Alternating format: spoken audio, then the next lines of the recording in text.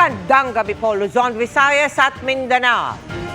Isinailalim muli sa state of calamity ang Bataan dahil sa epekto ng oil spill ilang araw lang matapos ang deklarasyon niyan dahil sa bagyong Karina at Habagat. Sumaklolo na ang mga tauhan ng US Coast Guard at iba pang eksperto para ma-recover ang langis ng motor tanker Terra Nova. Pero sa Cavite, kung saan napadpad ang oil spill, mahigit 10 milyong pisong bayad kada araw ang hiling ng gobernador para sa mga apektadong residente.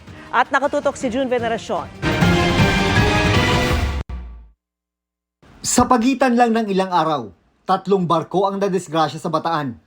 Lumubog ang mga oil tanker na MTKR Terra Nova at MTKR Jason Bradley. Sumadsad naman ang MV Mirola 1 dahil sa epekto ng oil spill sa 17,000 na mga isda. Muling nagdeklara ng state of calamity ang Bataan. Nanaon na nang nasa ilalim niyan dahil sa epekto ng bagyong Karina at Habagat. Pero ang matindi talagang napuruhan ay ang Cavite, kung saan napadpad ang langis mula Bataan.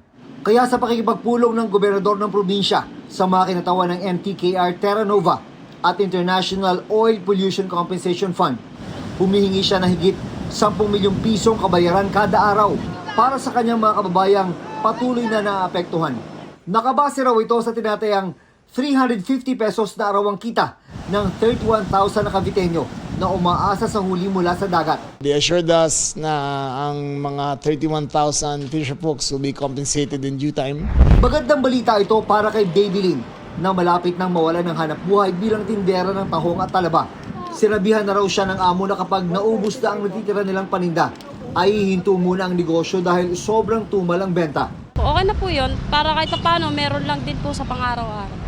Pero kahit magkabayaran na, hindi ibig sabihin ay wala ng kasuhan, lalo na kapag may nakitang butas ang fact-finding investigation ng pamahalaan. Huwag kayo mag-alala na ang insurance ito ang katapusan sa mga problema nyo. Wala ho kaming arigluhan kung merong pananagutan na kriminal sa nangyari sa Terra Nova ay mananagot sila. Isa sa iniimbestigahan ay baka sangkot umano sa paihi ang oil tanker dahil sa report na may katabi raw itong isa pang barko habang matagal na nakahinto sa karagatan ng Bataan. So yung paihi po kasi yun yung yung gas po ng isang vessel, kinukuha ng isa pang vessel para ibenta. So mas natatagal po yung trip. So sa ganung paraan, doon sila nakatenga, naabutan tuloy sila ng bagyo. But of course, we cannot make conclusions right now, no? Pero red flag siya. Maring itinanggi ng Porta Vaga Ship Management ang may-ari ng MTKR Terra Nova ang aligasyong may paihi o oil smuggling. Meron daw CCTV system ang barko bilang pangontra sa nakawan ng krudo. At mula pa noon, wala raw reklamo o report laban sa MTKR Terra Nova na sangkot ito sa paihi. Dumating na ngayong araw ang unang batch ng metal cap na ikakabit sa mga valve ng MTKR Terra Nova. Sinasanay na rin ang mga diver paano ikabit ang mga ito para matiyak na walang aberya kapag sinimula na ang siphoning operations. Dumating na rin sa Limay Bataan ang mga tauhan ng US Coast Guard at National Oceanic and Atmospheric Administration para magbigay ng technical assistance sa isinasagawang oil recovery operations. Sa ulat ng NDRRMC, 21 syudad at munisipalidad ang nasa ilalim ng state of calamity mula sa Region 3 at Calabarzon.